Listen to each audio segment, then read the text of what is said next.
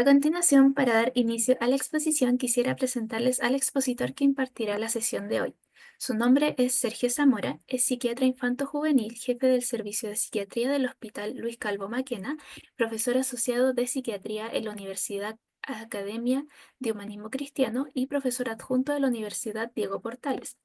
Recibió el premio a la American Society of Hispanic Psychiatry por sobresaliente contribución en el campo de la psiquiatría infantil.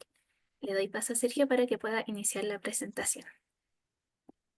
Ok, muchas gracias. Bueno, buenas noches a todos y todas. Bueno, me pidieron que realizase este seminario, digamos, para poder un poco motivarlo y dar una introducción a la temática de un curso que vamos a comenzar la próxima semana y que tiene que ver con este tema, que son todos los cuadros ansiosos, depresivos, en niños y adolescentes y también todo lo que las conductas suicidas, principalmente en adolescentes. Entonces voy a compartir pantalla un poco para poder ya empezar a...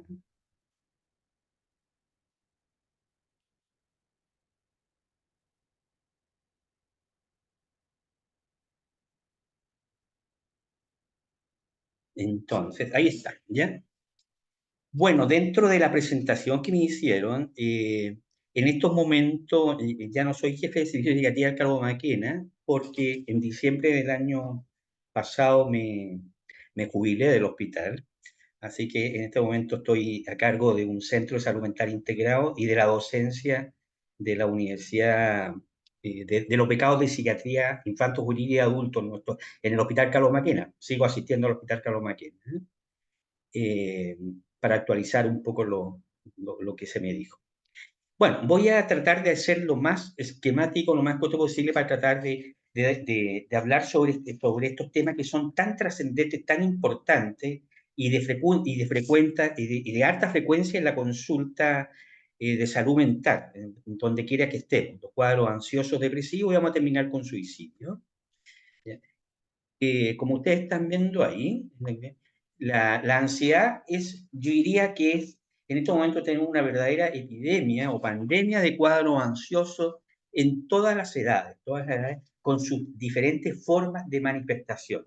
La estamos viendo en niños, escolares, adolescentes, bueno, y para qué hablar en el mundo de los adultos.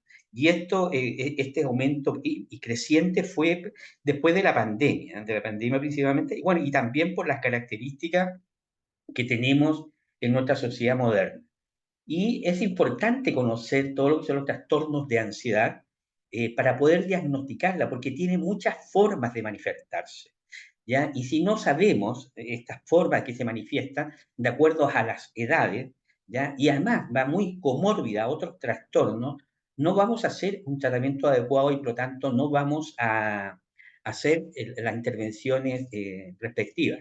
Esto lo hablo mucho principalmente a nivel del mundo médico, porque muchos de los cuadros ansiosos, tanto en niños y adolescentes, llegan a través de las consultas pediátricas o de medicina general, por ejemplo, a través de dolencias psicosomáticas, dolencias físicas, y que si no estamos atentos a esto y no hacemos una buena evaluación del entorno social, familiar, individual, biográfico, nos vamos a equivocar y al no hacer un buen tratamiento, obviamente esto va a continuar y van a aparecer otros tipos de sintomatologías como pueden ser los cuadros depresivos.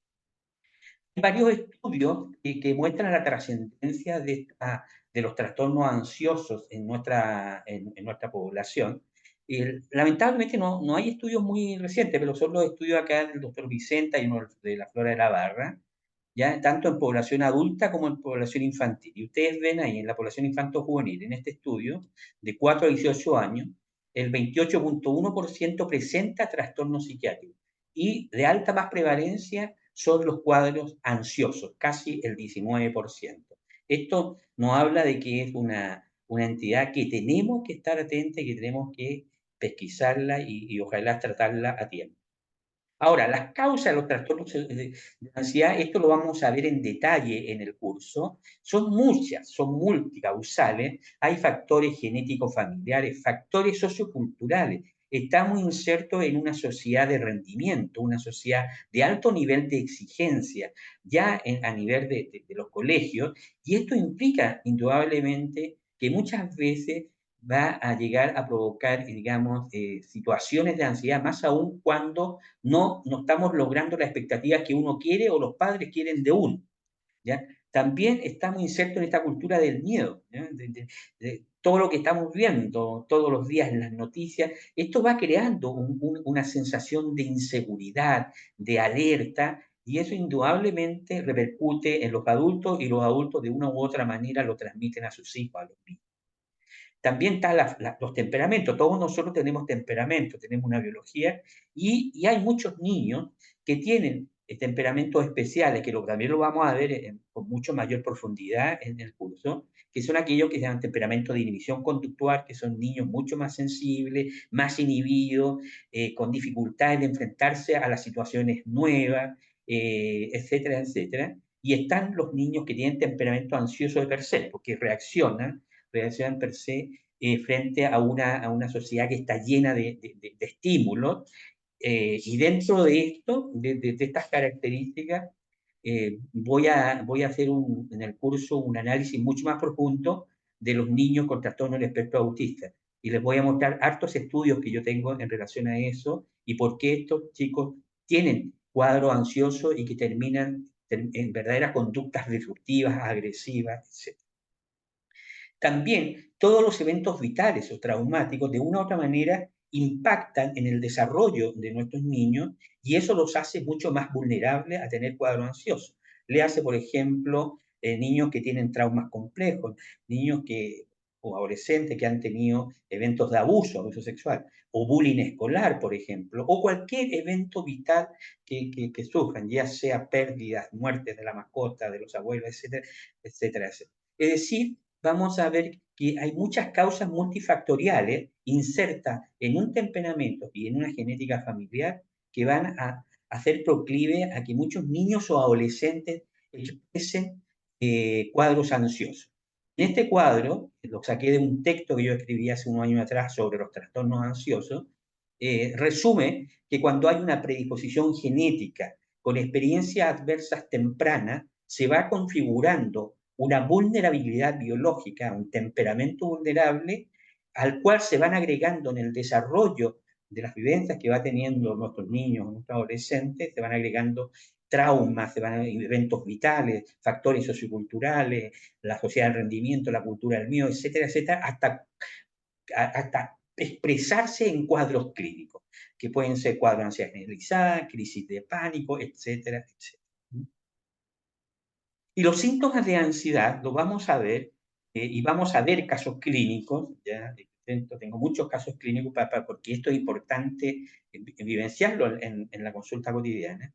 Vemos que hay una múltiples formas de manifestarse la ansiedad a través del cuerpo, a través de conducta, a través de síntomas cognitivos, a través de alteraciones de los ciclos vitales, de insomnio, problemas en el comer, inquietudes psicomotoras, etcétera, etcétera, etcétera. Es un multiverso y nosotros, por ejemplo, una de las cosas que hemos estado viendo mucho y que nos llegan por rebote, luego de que muchos niños, adolescentes, le han hecho muchos exámenes y nos damos cuenta de que está con un cuadro ansioso.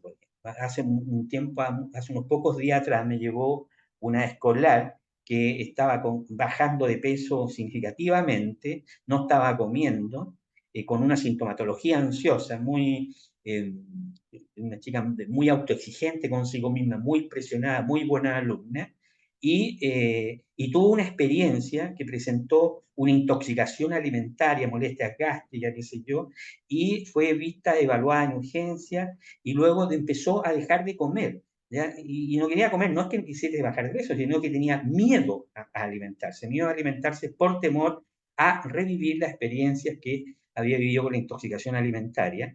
Y esto fue pasando no días, no semanas, meses, y le hicieron todos los exámenes, pues no comía, bajando de peso, hasta que todos los exámenes, endoscopías, colonoscopías, ecoabdominal, exámenes, y todo normal, hasta que llegó al psiquiatra, a un servicio de salud mental, Y bueno, y nos dimos cuenta que había un contexto genético familiar, cultural, de ansiedad.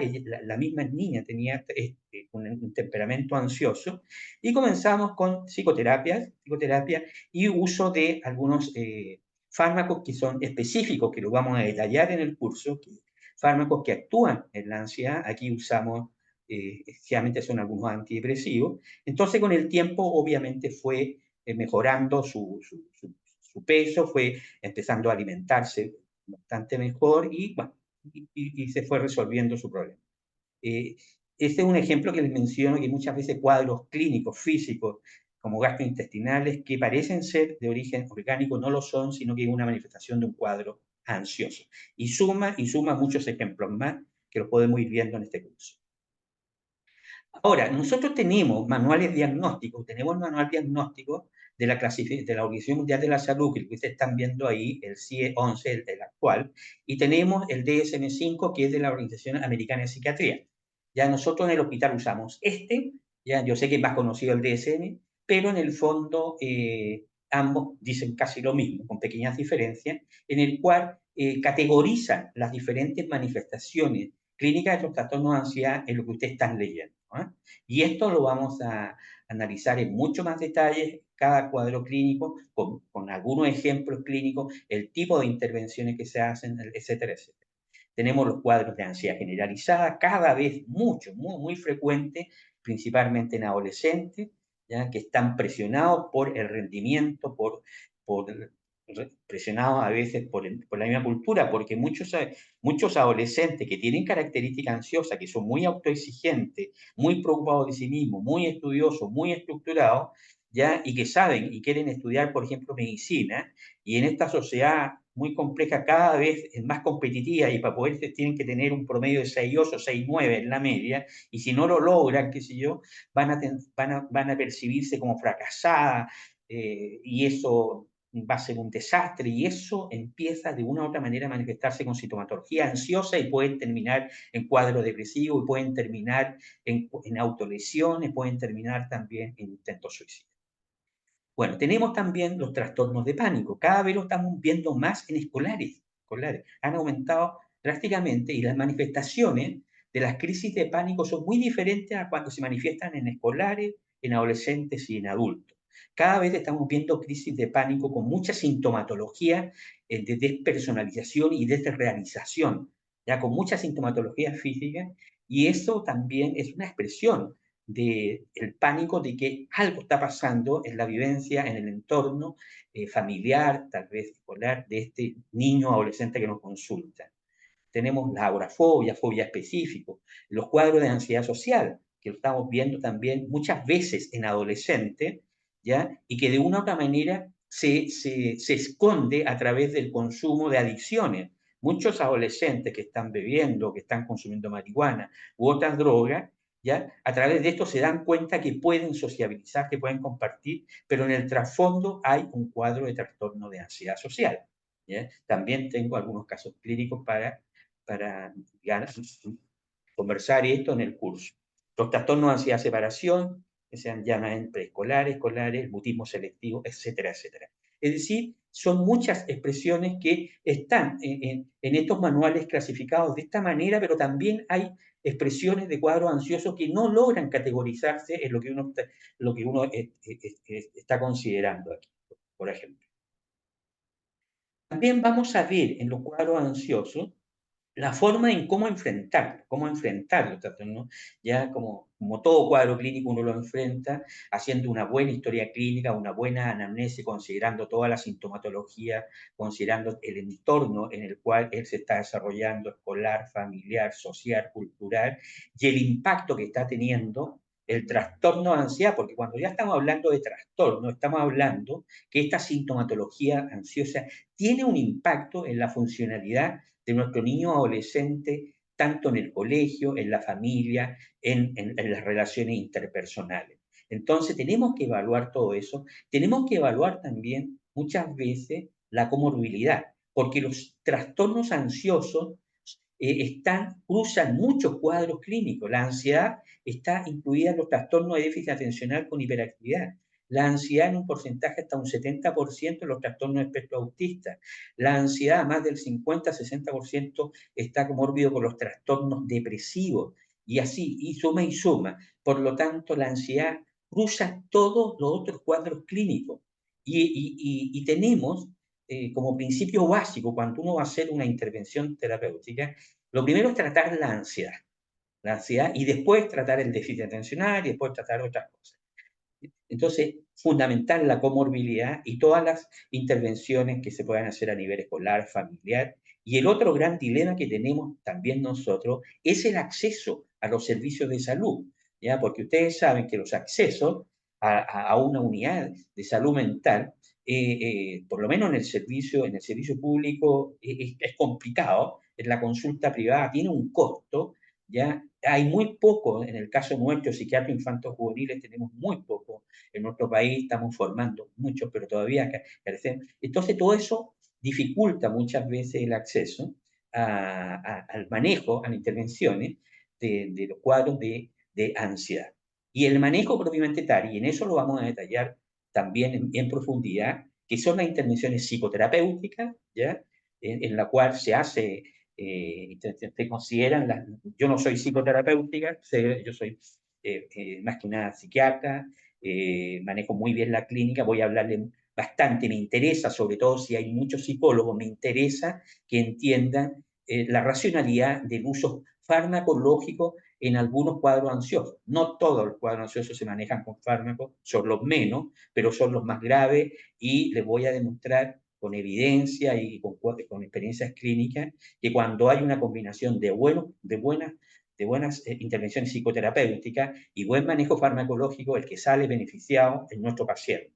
Yo personalmente, aquí estoy hablando en mi consulta en este momento, yo trabajo con varios psicólogos, tengo varios psiquiatras, recibo muchas interconsultas de psicólogos que están bien claros, que dicen que cualquier intervención psicoterapéutica, sobre todo en los casos más severos, para que pueda tener una buena resolución, necesita muchas veces un apoyo farmacológico. ¿Ya?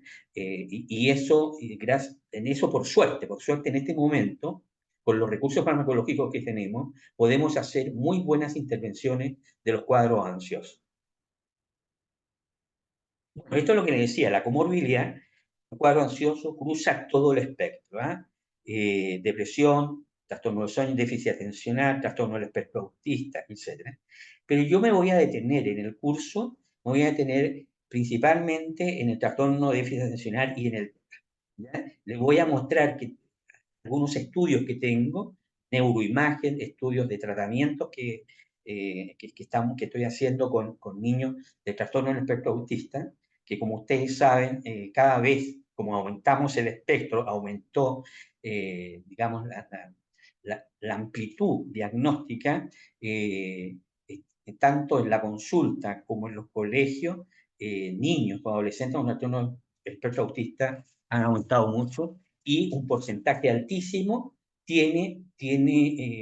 expresa esto a través de la ansiedad, de la hipersensibilidad, además de la hipersensorialidad.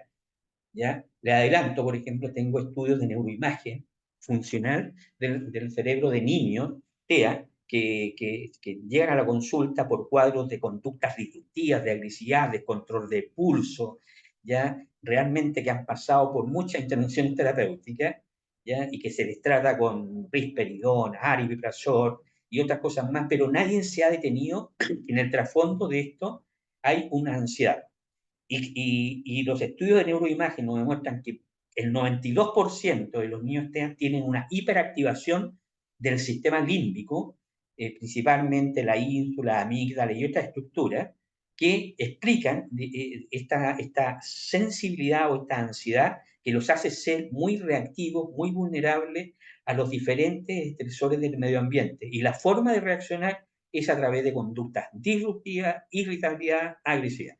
Y cuando hacemos la intervención de la ansiedad, les voy a demostrar, estos niños y adolescentes logran estabilizarse.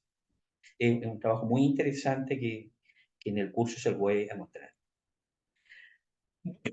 En relación a la depresión, que vamos también a profundizar la depresión clínica en niños y adolescentes, también tiene harta prevalencia. Los estudios ahí del doctor Vicente hablan, ahí ustedes están viendo los porcentajes, pero yo diría que los porcentajes actuales, porque estos son porcentajes de hace unos años atrás,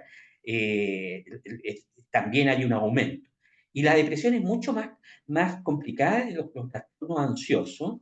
Ahí hay unas prevalencias. Este es un texto que yo escribí también hace unos años atrás, que es sobre la depresión.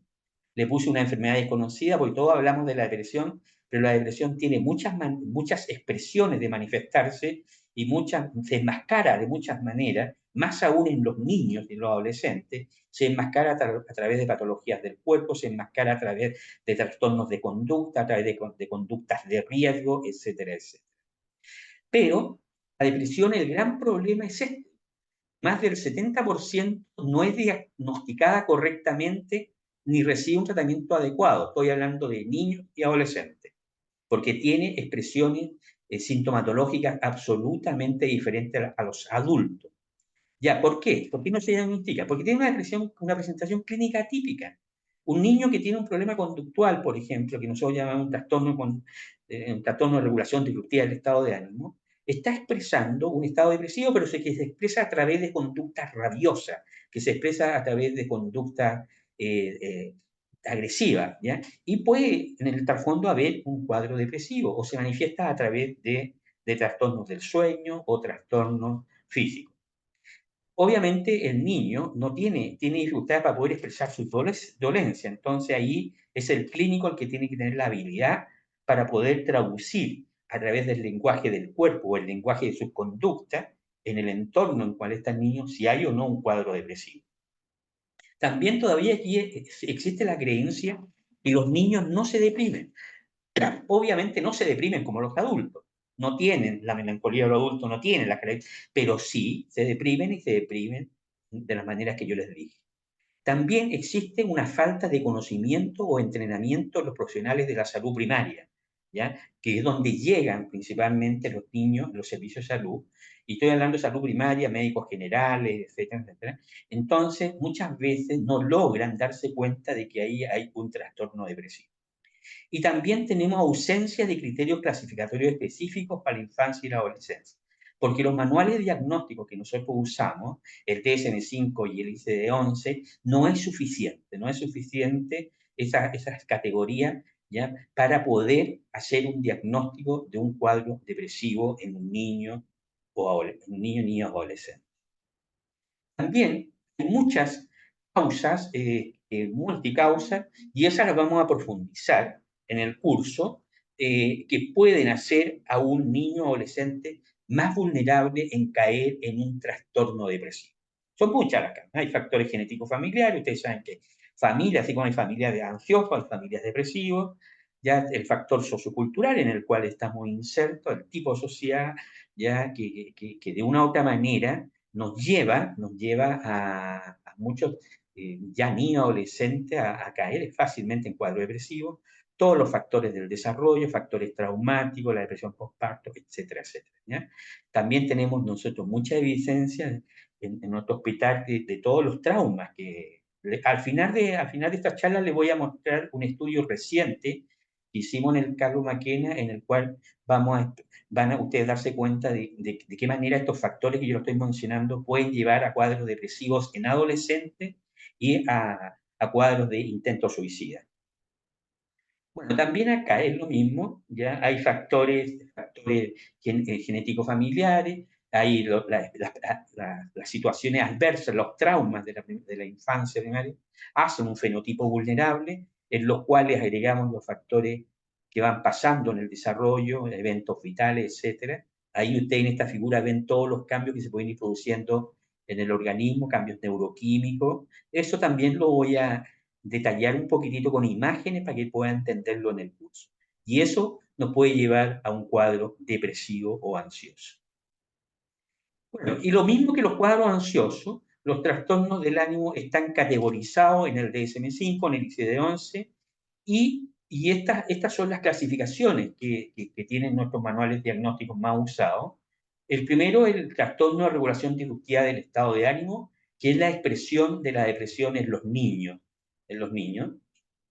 Y después voy a responder las preguntas al final, ¿eh? El trastorno depresivo mayor, ¿ya? Con las diferentes, el trastorno tiene muchas formas de manifestarse. El trastorno depresivo persistente, que se llama distimia, el trastorno disfórico premenstrual, que curiosamente está incluido, esto es para una conversación que probablemente lo podemos conversar en el curso también, por qué está incluido esto en el capítulo del trastorno del ánimo. Bueno, y todo lo otro, las depresiones inducidas por medicamentos, sustancias, depresiones médicas. Pero vamos nosotros a hablar principalmente de los adolescentes, las diferentes expresiones clínicas de la depresión mayor.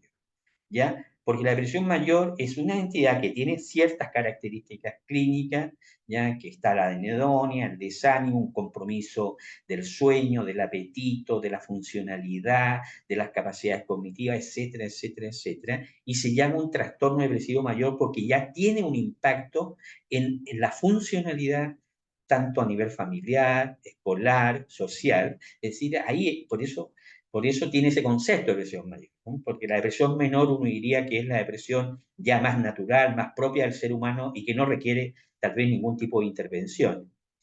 Bueno, está la melancólica, típica, mixta, psicótica, enmascarada. Eso en el curso lo vamos a profundizar, lo vamos a detallar, les voy a mostrar casos clínicos. Tenemos las depresiones recurrentes, ¿ya? La depresión estacional, por ejemplo, ya en esta época yo ya he recibido algunos pacientes que están comenzando por este cambio de hora, porque ya están los días más cortos, hay más frío, y esta depresión estacional es una depresión mucho más anérgica, como de un chupamiento energético. Los depresivos estacionales no se quieren matar, no son melancólicos, es una cosa más energética, con más sueño, más apetito. Y cada una de estas diferentes formas de expresarse, la depresión va a tener diferentes intervenciones psicoterapéuticas y intervenciones farmacológicas. Este es el trastorno, yo les digo, que se da en el niño, el trastorno de regulación disruptiva del estado de ánimo, que está incorporada recién en el DSM-5, no está en el ICD-11, ¿ya? Y es una entidad que está muy cuestionada, pero digo que es y existe y la tratamos. Y se incluyó en el DSM-5 a raíz de que hace unos años atrás estaban diagnosticando muchos niños con trastorno bipolar. Es desmedido, había un porcentaje altísimo, y muchos de estos niños no eran bipolares, sino que eran depresivos, ya que expresaban su depresión a través de pataletas, conductas delictivas, conductas violentas, y nos dimos cuenta a través, y nosotros hemos hecho estudios, y les voy a mostrar casos clínicos, que en el trasfondo de estos niños hay un temperamento ansioso, hay antecedentes genéticos familiares de ansiedad, de depresión, no hay nada de bipolaridad, ¿ya? Y muchas veces se confunden, no solamente con bipolaridad, se ponen con trastorno de conducta negativo desafiante, con trastorno a veces de déficit atencional con hiperactividad, pero no es nada de eso, sino que es una expresión de un estado depresivo, ¿ya? Porque estos niños manifiestan su malestar a través de una irritabilidad intensa y persistente regulación emocional. Y las intervenciones farmacológicas, en el caso nuestro y psicoterapia, son bastante buenas. Y obviamente, cuando uno hace este diagnóstico, que muchas veces pasa piola y muchas veces se hacen diagnósticos equivocados, muchas veces están siendo tratados por cuadros bipolares y no son bipolares, ¿eh? eh, yo creo que todavía estamos viendo que muchos niños que son muy disruptivos, muy violentos y que parecen ser cíclicos, los diagnosticamos así como bipolaridad. Pero una bipolaridad en un niño es demasiado, demasiado rara. Bueno, y los tratamientos en los cuadros depresivos es como todo tratamiento, ¿ah? Hay una intervención, primero una muy buena anamnesis, una muy buena evaluación, etcétera, etcétera, que eso también lo vamos a conversar. Y el tratamiento, dependiendo de la intensidad, va a ser preferentemente psicoeducativo, psicoterapéutico, ¿ya? Y en casos ya de moderado a severo, cuando ya hay harto compromiso y harta sintomatología, ansiosa, afectiva, cognitiva, se puede y se debe derivar, o en caso psicólogo, para un tratamiento psiquiátrico y un tratamiento farmacológico con antidepresivos, ¿ya? Siempre todos los estudios demuestran que las depresiones, generalmente mucho más complicadas, de moderada a severa, que tienen un gran impacto en el niño y en la familia, es importante, además de la ayuda psicoterapéutica, el el tratamiento farmacológico. En el curso también voy a profundizar y les voy a dar a conocer, sobre todo que en los cursos anteriores muchos de los asistentes no son médicos, entonces, y me interesa mucho que aquellos que trabajan en salud mental, importante que tengan un conocimiento bastante, digamos, fidedigno y bastante claro sobre de los psicofármacos, porque hay muchos mitos, muchos prejuicios en relación a esto, ¿no?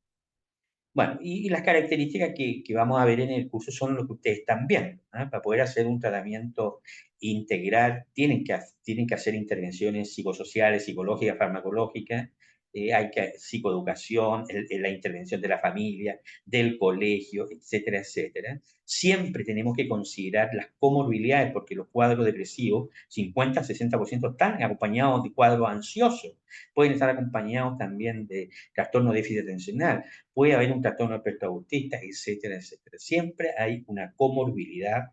Es muy raro que un cuadro clínico en niños y adolescentes y también en adultos sea puro así como está descrito en los libros. Siempre hay una comorbilidad y que lo complejiza un poco más.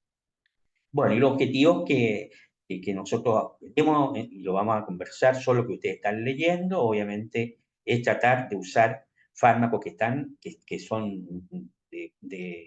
que son seguros, que son eficaces, que no hay riesgo. El fármaco siempre se conversa con la familia, con los papás, con los niños, se demuestran lo bueno, lo positivo, los efectos secundarios, ¿ya? Y cuando uno hace una buena intervención farmacológica asociada a todo lo demás, el beneficiado va a ser el niño, el adolescente y va a ser la familia.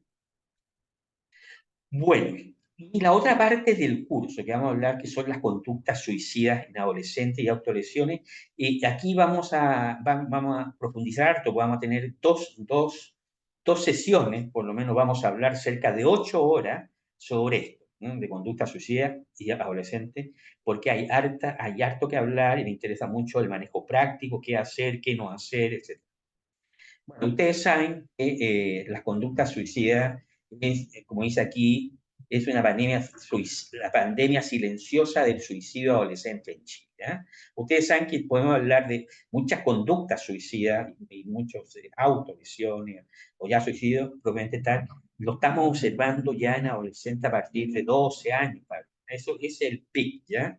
Y como ustedes están viendo ahí, las tasas son bastante prevalentes, frecuentes, y nosotros lo vemos todos los días. En el hospital nos llegaban 2, 3 adolescentes por día en urgencia psiquiátrica con autolesiones, intentos suicidas, ¿ya? Y muchos de ellos muy graves, terminando en la UTI. Esta es una gráfica para decir que hay un pic sobre todo de intentos suicidas o de suicidio acá en la edad de 15 años para arriba. 15 años. ¿Ya? Antes es poco probable. Que escolares, chicos que se suiciden es muy, muy frecuente. ¿Ya? Y los intentos suicidas y las autolesiones es una consulta, pero muy frecuente en la salud mental, sobre todo en los servicios de urgencia. Ustedes ven la imagen ahí del servicio de urgencia del Hospital Carlos Maquena, y la otra imagen es un libro que elaboramos que es de psiquiatría de urgencia de niños y adolescentes. Es un libro que elaboramos hace como 3 años atrás, y fue muy importante porque ahí damos a conocer cómo actuar en las diferentes instancias de urgencia psiquiátrica. Y es un trabajo en equipo, no solamente escriben los psiquiatras, escriben la psicóloga, escriben otros terapeutas ocupacionales, el trabajador social también escribe, otra enfermera, ya porque nosotros estamos conscientes que todas estas intervenciones tienen que ser por todo el equipo de salud mental. ¿Ya? Y generalmente aquellos que nos consultan de urgencia tienen antecedentes de trauma y eventos adversos. Les voy a mostrar en un ratito más el estudio que es muy interesante que acabamos de hacer en el hospital. Y los trastornos más frecuentes de observar en estos adolescentes que tienen conducta suicida es un trastorno del desarrollo de la personalidad que va más por la línea limítrofe, trastornos depresivos, trastorno del espectro autista, trastorno estrés postraumático o traumas complejos, los trastornos de conducta alimentaria, raro, pero lo vemos también por la edad, que nosotros atendemos trastornos bipolar o adolescentes con trastorno de consumo de sustancias. ¿Bien? En relación a las autolesiones no suicidas, hay literatura, salen hasta los diarios, ¿verdad? Que esto es cada vez más frecuente, las conductas, las autolesiones no suicidas y las autolesiones suicidas. Ya hay varios estudios, yo se los voy a mostrar, pero en general el 15 a 20% del adolescente en una comunidad en general manifiesta que de una u otra manera se ha producido autolesiones, desde las más simplecitas hasta las más complejas. Ya un estudio hecho en Santiago en 2011, el 19,2% de alumnas de primero medio. Y si tomamos el grupo de aquellas adolescentes que consultan una unidad de salud mental, una unidad psiquiátrica, el porcentaje aumenta a un 40-80% de adolescentes que tienen autolesiones. Nosotros realizamos un estudio, ¿ya?, de adolescentes en nuestro hospital, lo hicieron nuestras becadas de psiquiatría, ya un estudio que se realizó el año 2015, se entrevistó a 49 pacientes adolescentes que consultaron servicio de urgencia, ¿ya? Y el 91,8% corresponde a mujeres, con un promedio de 13,3%. Y las características son estas, ¿no? Si el 39% de estas habían sido hospitalizadas en unidad de psiquiatría, casi el 50% padres separados, casi el 45% antecedentes de bullying escolar, casi el 25% antecedentes de abuso sexual. ¿Ya? Los desencadenantes de las autolesiones que mencionaba nuestra adolescente, lo que los llevó a esto fue una pelea en la familia, 71,4%, conflictos en la casa, en el colegio, ¿ya? Casi un 45%, rupturas amorosas, conflictos con el pololeo, casi un 45%, y hay un porcentaje, sobre el 50%, manifestó haber consumido alguna sustancia y dentro de ella un tercio consumo de droga. ¿Ya? Y casi el 84% antecedentes de intentos suicida y casi el 94% presentaba ideas de muerte al momento del acto suicida. Obviamente, estas adolescentes que nos llegaron a nosotros al hospital eran autolesiones fuertes, autolesiones que con una connotación asociada a cuadros probablemente depresivos, trastornos de regulación emocional severa, ya no son aquellas autolesiones que uno ve probablemente en el colegio, que son lesiones muy superficiales por una situación ansiosa o una situación de euforia. Entonces, pero las autolesiones es una situación que en el curso la vamos a hablar, la vamos a conversar, vamos a ver todas las motivaciones que llevan al adolescente a autolesionarse, vamos a hablar de cómo enfrentar las autolesiones en la clínica, qué funcionalidad tienen las autolesiones, cada uno tiene una funcionalidad, uno algunos dicen yo me corto para transformar el dolor físico en vez de tener un dolor acá en lo profundo de mi mente, que se hace insoportable. Otros lo hacen porque sienten que con eso se relajan. Otros de una u otra manera están manifestando que necesitan ayuda, etcétera, etcétera. Todas esas funcionalidades que tiene la autolesión las vamos a conversar y el tipo de intervenciones también que hay que hacer con estos casos. ¿Mm? Y en relación a las conductas suicidas, nos hemos dado nosotros cuenta que nuestros adolescentes generalmente no quieren morir, sino que es un acto que en muchos de ellos dicen, no, es que yo me quiero desaparecer por un momento, mi intención no era morir, sino que era desaparecer y ojalá que cuando despierte todas las cosas hayan cambiado y sean mejor. ¿Ya? Por lo tanto, estos escritos que son de adolescentes que, que, que hay un autor que se llama David Le Breton, que en un libro La Edad Solitaria, ¿ya?, que es muy bueno, y vamos a conversar sobre esto también, explicita la experiencia que este sociólogo tuvo en los barrios marginales de París, que son idénticos a los que nosotros vemos en nuestros adolescentes.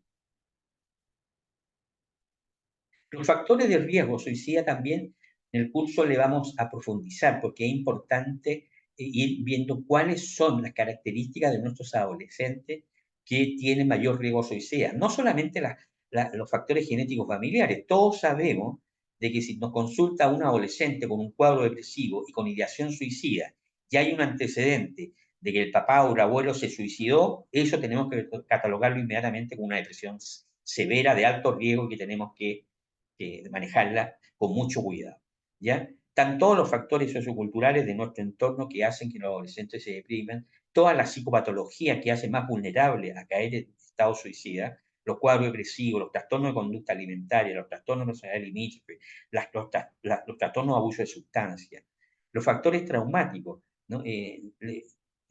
Hay hartas evidencias, y nosotros tenemos hartos estudios en el hospital que el trauma complejo, el abuso sexual es un factor de alto riesgo de cuadro ansioso, depresivo e intento suicida. Bueno, el bullying escolar, todo lo que es de la diversidad sexual, hay una vulnerabilidad por las redes sociales, también vamos a profundizar esto, los riesgos de las redes sociales para las conductas suicidas. Bueno, y obviamente la disponibilidad de medios, por los remedios, el arma. La gran mayoría de nuestros adolescentes que intentan suicidarse lo hacen con pastillas.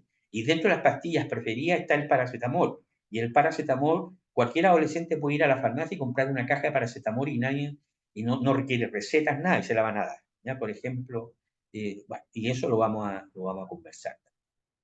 También vamos a profundizar y bastante sobre todo lo que es la evaluación del intento suicida en urgencia o en una consulta de salud mental. Vamos a evaluar los factores de riesgo, vamos a evaluar la intención suicida, vamos a evaluar en detalle qué significa tener ideación suicida, cuándo hay que considerar las de riesgo, cuándo no, las características que tiene que tener. Todo eso vamos a profundizar, eso me interesa mucho y porque es importante que sea práctico y que aquellos que participen en el curso sepan un poco qué cosas hacer, qué preguntar, cómo hacerlo, etcétera. ¿Ya? Y obviamente también nosotros los psiquiatras nos preocupamos de un buen examen de salud mental, si hay psicopatología de salud mental, etcétera. Y obviamente también todos los equipos que trabajan en urgencia buscan la información de la familia, del colegio, etcétera, para ir haciéndose una idea de lo que de, de- y evaluar el nivel de riesgo, porque en base a eso también lo vamos a ver en detalle, en base a una muy buena evaluación, vamos a ver si está nuestro adolescente en riesgo leve, moderado, severo, extremo, ¿ya?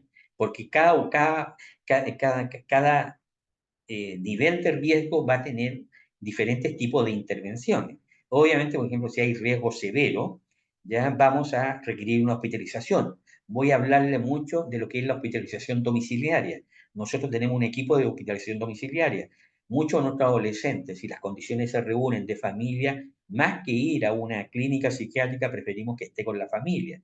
Y muchas veces tenemos equipos de domiciliario a nivel privado en lo cual hay un equipo de enfermeras, terapeutas ocupacionales, equipo de psicólogos que van a la casa y hacen toda la intervención en la casa. ¿Ya? Cuando no se tienen esos riesgos, por lo menos el hospital hace el esfuerzo y etcétera, etcétera. Pero eso lo vamos a detallar en profundidad en el curso. ¿Ya? Y este es un estudio muy reciente que lo hicimos el año pasado, ¿ah? Y que es muy interesante porque en el fondo traduce todo lo que yo le estoy diciendo, ¿ah? Es un estudio descriptivo, cuantitativo, con revisión de fichas clínicas de adolescentes hospitalizados en la unidad de corta estadía del Hospital Carlos Maquena, hospitalizados el año 2023. Ya nuestros becados hicieron todo este estudio, 90 pacientes, la edad promedio 10 y 18 años de edad, 84,4% son mujeres. Ustedes van a darse cuenta que toda esta estadística, los porcentajes de mujeres es notoriamente mucho más elevado. En la unidad de corta estadía, si ustedes visitan la unidad de corta estadía, tenemos 10 camas, 8 van a ser mujeres y 2 hombres, ya son todas mujeres. Bueno, en este estudio, el 57,8% ingresan a urgencia por intento suicida. ¿Ya? El 42,2% de los adolescentes hospitalizados manifiesta ideación suicida. El 77,8% ingesta farmacológica. Ese es el medio más frecuente que utiliza nuestros adolescentes para realizar un intento suicida. Y dentro de los fármacos, decía, curiosamente, el paracetamol, porque ahora los chiquillos pues ven en la pantalla qué dosis se requiere por paracetamol para tener una dosis tóxica. Hemos tenido casos con hepatitis tóxica severísima en el hospital, en la UTI, y que gracias a Dios con intervenciones precoces logran sobrevivir. ¿Ya? Pero esto es un dato reciente de nuestros pacientes. Ideación suicida. El 77% de los adolescentes hospitalizados manifiesta tener ideación suicida frecuente. El 77%. El 58% dice no poder controlar esta ideación suicida. Son ideaciones que están activas, que están presentes, que están en relación aquí el 77% a pensamiento intrusivo, 82% a un estado de ánimo disfórico. Ánimo disfórico es una sensación de tensión, una mezcla de rabia, pena, angustia. Es un malestar interno y esto asociado con toda esta ideación suicida que muchas veces se hacen incontrolables y los llevan al acto suicida. Y apenas el 17,4% de los adolescentes cuenta de su ideación en suicida a algún conocido familiar, es decir, están ahí en su soledad, en forma secreta. Muchas veces, muchos de ellos, como le decía, muchos de ellos no quieren matarte. Entonces, cuando toman la pastilla, le mandan un mensaje al amigo, a la amiga, al pololo, a la polola, ¿ya? Es decir, porque de una u otra manera ellos quieren ser descubiertos, quieren ser, y quieren ser ayudados. Antecedentes psiquiátricos. Casi el 69% de los adolescentes manifiestan intentos suicidios previos. Ese es un dato muy importante. Aquí el adolescente que ha intentado suicidarse es un adolescente de alto riesgo y hay que hacer eh, digamos, ojalá integrales con el equipo de salud mental y permanente en el tiempo para tratar de evitar que vuelva a ser. El 66,7% han sido hospitalizados con anterioridad. ¿Ya? Y el 91% se encuentra en psicoterapia. Este es un dato que nosotros lo comentamos mucho, ¿eh? Cómo está, pero nos dimos cuenta de que muchas de las psicoterapias habían sido abandonadas, que muchas veces los psicoterapéuticas no tenían una regularidad, y es una realidad que se da mucho en los servicios públicos, ¿eh? Ya licencias médicas, muchas veces cansancio y agotamiento, o cambio de terapeuta por otro. Es decir, lamentablemente por los medios veces, muchas veces no se hacen las intervenciones que tienen que hacerse. Muchos de nuestros adolescentes requieren, por ejemplo, DBT. En nuestro hospital no hay DBT, nada. Entonces, y que tiene evidencia muchas veces en los adolescentes que tienen trastornos de regulación emocional severa, que anda bastante bien. Por lo menos yo acá en la consulta tengo harta adolescente que me los derivan del DBT, en el caso mío para el manejo farmacológico, y notoriamente los éxitos terapéuticos a través del tiempo son superiores a otro tipo de intervención. Antecedentes de trauma, este dato es muy interesante. El 41,1% de los adolescentes han presentado 2 o más experiencias traumáticas. 2 o más, y el 34,4% solo una experiencia traumática. Es decir, casi el 76% de los adolescentes han tenido eventos traumáticos. Esta es una evidencia que nosotros estamos estudiando, que los traumas que viven nuestros niños, de una u otra manera lo van vulneralizando y lo van haciendo proclive a futuro, ya en la adolescencia, a caer en estos trastornos de regulación emocional con autolesiones e intentos suicidios. El 24,4% ha evidenciado el adverso. Y dentro de los traumas más frecuentes descritos, 26,9% abuso sexual. Hay hartas evidencias que el abuso sexual en los niños, adolescentes, es un alto riesgo de no solamente de cuadro ansioso y depresivo, sino que de intento suicida. Un 21,5% antecedente de violencia intrafamiliar, 22,2% de negligencia parental y 10,4% de abandono. Y el 17% de nuestros pacientes dice haber padecido de bullying escolar. Entonces son datos muy significativos que uno lo vemos en la clínica y aquí en este estudio lo estamos mostrando, ¿eh? Bueno, y para terminar en este curso también vamos a hablar sobre la prevención, ¿eh? Que es importante. La prevención del suicidio a nivel familiar, a nivel de la escuela. Ya vamos a detallarnos un poquito qué hacer en los colegios, ya en la atención primaria a nivel de la sociedad. Y también vamos a hablar, que me interesa mucho, porque hay hartas evidencias y trabajo en el trabajo de la familia, de aquellos adolescentes que se han suicidado o han tenido intentos de suicidio. ¿Ya? Es importante un trabajo a nivel de la familia, porque la familia, frente a una experiencia de estas características, obviamente es traumatizada, se produce un verdadero shock, se remecen muchas cosas, pasan muchas cosas en la familia, y eso hay que conversarlo y hay que trabajar, ¿no? Eh, Eso, y parece que justo, porque era este tiempo que tenía que llegar entonces, eh, Vamos a, vamos a dejar el tipo de las preguntas, entonces, Sí. Muchas gracias, Sergio, por la presentación. Para ya, hacer las preguntas, la idea sería que levanten la mano. Van a ser dos, tres preguntas máximo, así que en el orden en que las personas vayan levantando la manito, les voy a ir dando el pase por hablar. Ay, María levantó la manito, así que ahí te voy a pedir que reactives tu audio. Hola, buenas noches, muchas gracias. ya, Usted te escucho, comentaba, disculpa, usted sí. comentaba que ustedes utilizan el manual de SM5 o el CIE-11 para el diagnóstico en infanto juvenil, y yo me preguntaba si no usaban la clasificación francesa, que es un poco más acertada en diagnósticos infantiles, o el por qué no lo usan. No, usamos en el hospital, usamos el ICD-11, es el que usamos. Y tratamos, digamos, de usar los manuales, pero también obviar los manuales, dando preferencia principalmente a una buena anamnesis, una buena historia clínica, una buena historia del contexto, qué sé yo, porque, y es lo que, lo que le digo a mi becado, no seamos presa de hacer un diagnóstico así a la rápida por tener un diagnóstico. Primero veamos el contexto, analicemos y después preocupémonos de los diagnósticos, principalmente en adolescentes, porque muchas veces me llegan muchos adolescentes con trastorno bipolar, trastorno emocional limítrofe, y muchas veces no es ninguna de esas cosas, sino que es un cuadro afectivo, un cuadro ansioso que se expresa con mucha desregulación emocional, etcétera. Claro, Entonces, y se ¿Mm? mal diagnostican a los niños porque no hay una estructura base para los niños. Efectivamente. Ahora, hay muchas mamás que nos llegan, doctor, yo estoy desesperado porque me dijeron que mi hijo tenía un trastorno de conducta positivo desafiante. Después me dijeron que tenía un trastorno de déficit atencional con hiperactividad. Luego me dijeron que tenía un trastorno bipolar y ahora me dicen que tiene un trastorno de espectro autista. Estoy perdida, no sé qué hacer.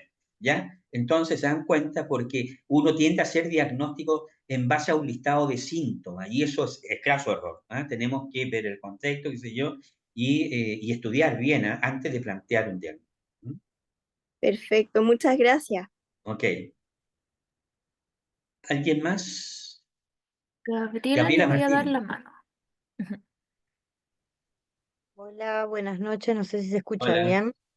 Le escucho, Eh, Gabriela. bueno, yo estoy en Uruguay, así que mi pregunta más o menos sería, ¿el trastorno de ansiedad o los primeros síntomas de ansiedad son previos a muchos otros trastornos, ¿no? Entonces, como forma parte de un principio de muchos trastornos, a veces de repente, no sé si habría una forma de trabajarlos para los que tenemos que cuidar de la salud mental de niños y adolescentes, em, como buscar ciertos tips para prevenirlos antes de que lleguen a una formación mayor o evitar que de repente esos niños sean mal diagnosticados o medicados por cosas que no tienen. ¿Cómo sería la observación previa para no dejar aquello crecer y que se convierta en una bola de nieve? Gabriela, lo que usted ha dicho es así, me encanta lo que dijo, porque nosotros en nuestro hospital tenemos más que claro que los trastornos ansiosos es el preludio para muchas otras cosas más. Y estoy hablando de cosas más, trastornos depresivos, trastornos, intentos suicidas, trastornos de desarrollo de la persona, etcétera, etcétera. Entonces es importante el diagnóstico, por eso le decía yo el diagnóstico precoz y estar alerta porque haciendo unas buenas intervenciones precoces, ¿ya? Y para poder hacer intervenciones precoces tenemos que saber todo el contexto que bueno, este es un resumen nomás, pero en el curso lo vamos a profundizar, ¿ya? Ayer me llegó, bueno, vi una adolescente, ¿ya? Que tiene un trastorno de ansiedad generalizada, ¿ya? Y me la mandó una psicóloga porque la habían tratado por un trastorno de déficit atencional y hiperactividad, le dieron Samexit, le hizo peor, pues, imagínate. La trataron por un trastorno, como era muy irritable, disruptiva, qué sé yo, la trataron por un trastorno, digamos, de personalidad, un trastorno, le dieron aripiprazol, le dieron, etcétera, etcétera. Ahí está. Y y yo soy un poco, a mí me gusta hacer estudios, y le hice un estudio funcional del cerebro, y el estudio funcional del cerebro me mostró, en el curso se lo voy a mostrar, un cerebro que todas las estructuras límbicas de la ansiedad, la amígdala, el cingulado, estaban hiperactivas, muy hiperactivas, y empezamos a usar un tratamiento para la ansiedad, ya que en este caso usé la fluvoxamina, y la controlamos al mes y los padres no lo podían creer. Ya no está disruptiva, ya no está ansiosa, la chica me dice que su mente está tranquila, ya que me pregunta, pero doctor, ¿tengo déficit atencional? No, tú no tienes déficit atencional. Lo que pasa es que tu ansiedad te hace parecer que no cachas, ¿ya? Entonces, bueno, ahora, antecedente de esta chica, ansiedad de separación, terror nocturno, ¿ya? Cuadro obsesivo en la pandemia, ¿ya? Entonces, le voy a mostrar esos tres nomás. Hay un ambiente familiar de mucha ansiedad. Entonces, nadie se dio cuenta y planteó el diagnóstico de un trastorno de ansiedad generalizada, ¿ya? Entonces, y como no hicieron un buen diagnóstico, hicieron malos tratamientos. Estoy hablando de la parte psiquiátrica, ¿ya? Pero la psicóloga se dio cuenta, esta es una psicóloga que muy amiga mía, y me mandó porque precisamente, entonces lo que dice Gabriela es muy importante. Preocupémonos de los cuadros ansiosos. Es comórbido a todos, ¿ya? Por ejemplo, otro ejemplo más, muchas veces bueno, eso te lo voy a preguntar. Tengo estudios muy bonitos hechos con niños TEA, con neuroimágenes funcionales muy bien, y que por lo menos cambió la forma de manejar los niños TEA disruptivos agresivos, ¿ya? No hay que manejarlo con antipsicóticos, hay que manejarlo con la ansiedad, ¿ya? Y nosotros lo manejamos con antipsicóticos porque las evidencias dicen que el aripiprazol y la risperidona andan muy bien para los niños irritables, qué sé yo. Entonces, no, siempre es la clínica la que predomina y hay que hacer un buen estudio. Y si ustedes hacen un buen estudio clínico, y sobre todo la ansiedad, ya porque no hemos dado cuenta, hemos tenido estudios, hay un colega en nuestro hospital que ha hecho estudios desde 20 años, más de 20 años, y lo presentó de los niños ansiosos y en qué terminan. Y muchos de ellos terminan depresivos, suicidados, qué sé yo, cuando no se han hecho intervención. Así que, bueno, el resto lo vamos a profundizar en el curso. Gracias, Gabriela. Eh, Otra pregunta, parece.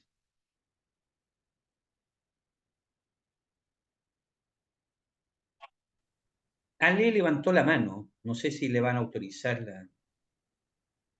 Ya está autorizado en realidad. Ah, ya. Hola, buenas noches. Hola, Aquí buenas. está. Buenas noches. Bueno, hablo yo de la Ciudad de México. Yo soy maestra de preescolar, pero ahorita tengo un niño que es mi hijo. Él ha sufrido muchos cambios de casa, ciudad y escuela. Y con el tiempo me han comentado que tiene pues depresión. Sí, yo lo he notado en casa que de repente quiere comer, de repente no come. Cuando va a la escuela él mismo, o sea, como que se aísla de sus compañeros o se espera que lo incorporen al juego. Em, pues ha tenido muchas reacciones de que, por ejemplo, hay veces que se enoja o hay veces que está muy callado. Queremos platicar con él y te platica que está bien y ya. Y últimamente ha tenido ese miedo por estar solo en alguna habitación, sala, a pesar de que haya luz. O sea, no, no quiere estar solo cuando antes no era así. Ahí que, ¿cómo podría yo manejar esta situación? Bueno, lo primero hay que hacer una muy buena historia, una muy buena evaluación de la historia del chico, desde que está en la guatita donde nació, los vínculos que se dieron, el tipo de familia que tiene, en qué colegio está, qué características en el colegio, si hay bullying, no hay bullying, etcétera. Hacer una muy buena intervención, una muy buena evaluación porque algo está pasando en ese niño. Ya está con síntomas ansiosos, angustiosos, depresivos, ¿ya? Entonces yo iría a plantear una muy buena evaluación para, en base a eso, plantear los tipos de intervenciones que se van a hacer, tanto a nivel familiar, escolar, colegio y psiquiatra, porque probablemente ese niño va a requerir un manejo farmacológico específico para lo que está viviendo, un niño que está sufriendo mucho, ¿ya? Pero yo iría primero a hacer una muy buena evaluación integral y de su historia del niño, ¿eh?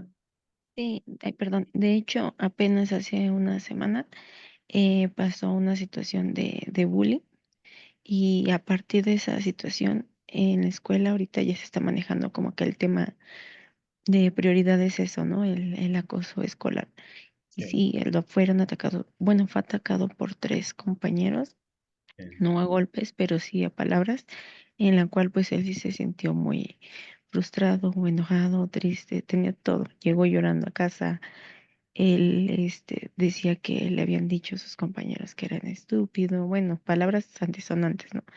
Y que era, pues, incorporando a los padres, o sea, nosotros, los niños, pues lo agredieron en esa situación, ¿no? Y él como que sí se sintió, pues, muy, muy mal. Y de hecho claro, ya se habló a la escuela y todo, y por eso ese tema ya se está tratando claro. en la escuela. Ah, qué bueno, porque estos niños, a mí me pasa mucho con muchos niños TEA que tienen esta, y empiezan a tener angustia, ansiedad, fobia escolar, rechazan. Ahí indudablemente requiere una intervención probablemente farmacológica para su sintomatología, pero ya se están haciendo intervenciones en el colegio, probablemente hay que ver el tipo de familia que tiene, intervenciones psicoterapéuticas del niño, de la familia, etcétera, etcétera. Pero también es bueno que lo vea un psiquiatra infantil para ver si es atingente o no usar algún fármaco. Ok, muchísimas gracias. Ok. Bueno, muchas gracias por la atención. Espero haberlos motivado un poco. Yo sé que en una hora hablar sobre todo esto, pero le hice una síntesis un poco, que esto, como digo, lo vamos a profundizar en el curso aquellos que participen, ¿no? Así que muchas gracias por la atención. Así que me despido y buenas noches a todos, ¿no? Muchas gracias a usted, Sergio, por la Ya, presentación y a todos gracias. los participantes que se quedaron hasta este momento. Vamos a dar cierre a la grabación. Ya.